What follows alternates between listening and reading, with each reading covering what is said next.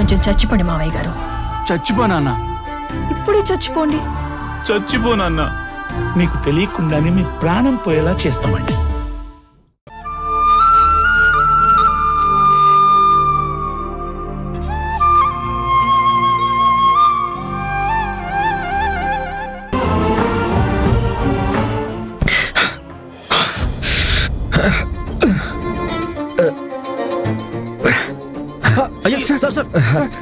ఏమైంది సార్?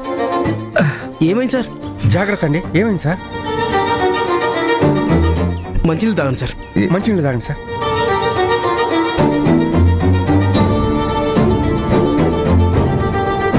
ఇప్పుడు ఎలా ఉంది సార్? పర్లేదండి. I'm all right. Thank you. It's okay sir. Thank you very much. Take care sir. Take care. Okay sir. Bye sir. Thank you.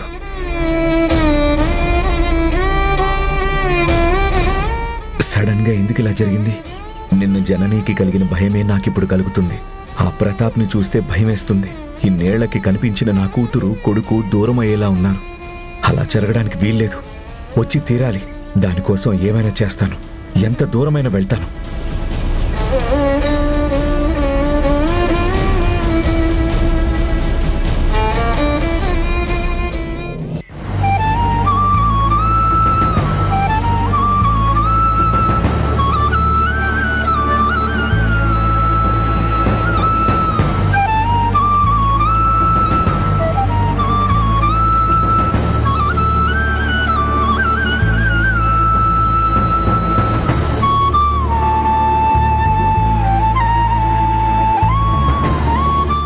Guna, coffee తీసుకో. జనని కూర్చో.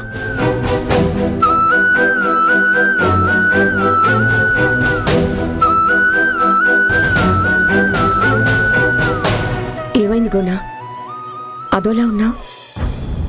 దేని గురించి ఆలోచిస్తున్నావు? ఏం లేదు జనని, నేనొక నిర్ణయానికి వచ్చాను. ఏ నిర్ణయం గుణ? అసలెప్పుడో తీసుకోవాల్సిన నిర్ణయం ఇప్పటికే బాగా లేట్ అయిందని. మనం మన కన్నపిల్లల విషయంలో లీగల్గా యాక్షన్ తీసుకోవడం మంచిదని నాకు అనిపిస్తుంది. అందుకే ఆ రూట్లో ప్రొసీడ్ అవ్వాలనుకుంటున్నాను. ధరణి బాలులని ఇంటికి తీసుకొచ్చుకుందాం. వాళ్ళని తీసుకురావడం బానే ఉంది గుణ. వాళ్ళు రావడమే నాకు కావాలి. కానీ లీగల్గా వెళ్తే టోటల్గా డిస్టర్బ్ అవుతుందేమో.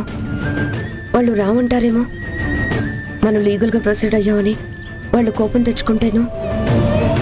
అందుకే కదా ఇన్ని రోజులు ఆగాం. ఆగే తప్పు చేశావనిపిస్తుంది జనని. నువ్విక్కడ నీలో నువ్వు లేకుండా, నీ మనసులో లేకుండా నిరంతరం వాళ్ళ గురించి ఆలోచిస్తున్నావు. నువ్వు అక్కడ ఏం జరుగుతుందో అని టెన్షన్ పెడుతూ పిల్లలు ఎలా ఉన్నారో అని బాధపడ్డం నేను చూడలేకపోతున్నాను. నాకు టెన్షన్గా ఉంది. అసలు ఇప్పటికే ధరణి బాలులని 20 ఏళ్లు మిస్ అయ్యాం. ఇక నేను వాళ్ళని దూరంగా ఉంచదలుచుకోలేదు, మిస్ కాదలుచుకోలేదు. కష్టమైనా నష్టమైనా సరే లీగల్గా వెళ్ళి ధరణి బాలులని మన దగ్గరికి తెచ్చుకుందాం. ఇంకోసారి ఆలోచించు కూడా. ఇదే నా ఫైనల్ డెసిషన్.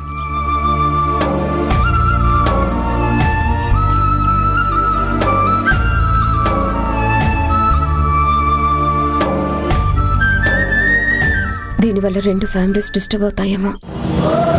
పలకరింపులు లేకుండా పంచాయతీలైనా అవ్వచ్చు. పిల్లలు డిస్టర్బ్ అయితే ఎలా? ఏదైనా సామరస్యంగా సమస్య పరిష్కారం చేసుకోవడమే బెస్ట్ అనిపిస్తుంది. కానీ ఇప్పుడు గుణ కూడా చెప్తే వినే పరిస్థితుల్లో లేడని, ఒక డెసిషన్ తీసుకున్నాడని మనసు చెప్తుంది.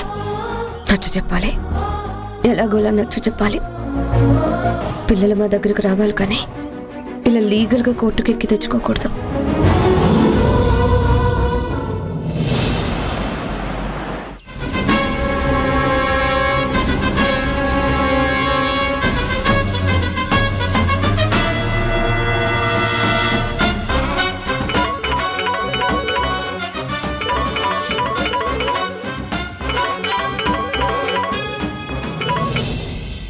హలో. హలో అన్నయ్య గారు, బాగున్నారా? ఇంట్లో అందరూ కులాసేనా? ఇదిగోండి, మా బాగోగులు మీకు అనవసరం. విషయం చెప్పండి. అయ్యో అంత చిరాకు కోపం ఎందుకండి? నేను మీ మంచి కోరి మీ శ్రేయోభిలాషిగా ఫోన్ చేస్తే మీరెందుకు నన్ను శత్రువులా చూస్తున్నారు? మీకో ఇంపార్టెంట్ విషయం చెప్దామని ఫోన్ చేశాను. కాస్త నిదానంగా వినే ప్రయత్నం చేస్తారా? సాగదీయకుండా సింపుల్గా చెప్పండి. మరేం లేదండి, ధరణి హాస్పిటల్కొచ్చి జననిని చూసి వెళ్ళిందట. మీకు తెలిసి కూడా చాలా కామ్గా ఉన్నారట. అది నిజమేనండి? అవును. అయితే ఏంటిప్పుడు? ఎలాగండి? ఎలా అలా ఉండగలుగుతున్నారు? అసలు మీరలా ఉంటే ఎలా చెప్పండి? మీరు నన్ను పరైదాన్ని అనుకుంటున్నారా? నా తమ్ముడితో కలిసుండటం వల్ల నేను తమ్ముడు సైడే అనుకుంటున్నారా? అందుకే మీరలా అనుకుంటున్నారు కాబట్టే నన్ను కసురుకుంటున్నారు. నాకు మా తమ్ముడు జనని అంటే పరమ అసహ్యం అండి. ఆ జననిని తలుచుకుంటేనే ఒళ్ళంతా తేళ్లు జరులు పాకినట్టుంటుంది. మీరు నమ్మినా నమ్మకపోయినా నేను మీ సైడేనండి.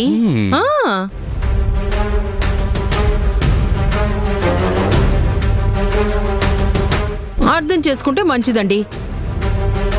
చూడండి, ఇక్కడ వీళ్ళు ధరణిని బాలుని వాళ్ళ ఇంటికి తెచ్చుకోవడానికి చాలా ప్లాన్లు వేస్తున్నారు.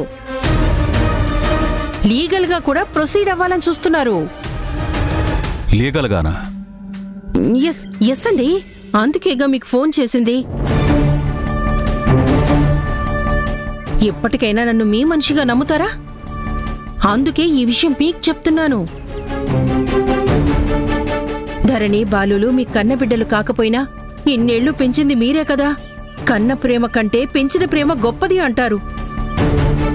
పొరిట్లోనే పిల్లలు మారినా పొత్తిళ్లలో పిల్లల్ని మీరే కదా గుండెల మీద వేసుకొని పెంచారు. వాళ్ల మీద ప్రాణం పెట్టి కంటికి రెప్పలా కాచుకుంటూ ఇన్నేళ్లు పెంచిన మీ దగ్గర నుంచి ఆ పిల్లల్ని తీసుకుపోవడం చాలా చాలా తప్పండి. వాళ్ళు మీ దగ్గర ఉండటమే కరెక్ట్. అదే నాకు 100% కరెక్ట్ అనిపిస్తోంది. అందుకే నేను మీకు సపోర్ట్ చేస్తున్నా. మీరు మాత్రం చాలా జాగ్రత్తగా ఆ జనని మీద గట్టి నిఘా వేసి ఉంచాలి. అది మామూలు మనిషి కాదండి, మాయలాడి.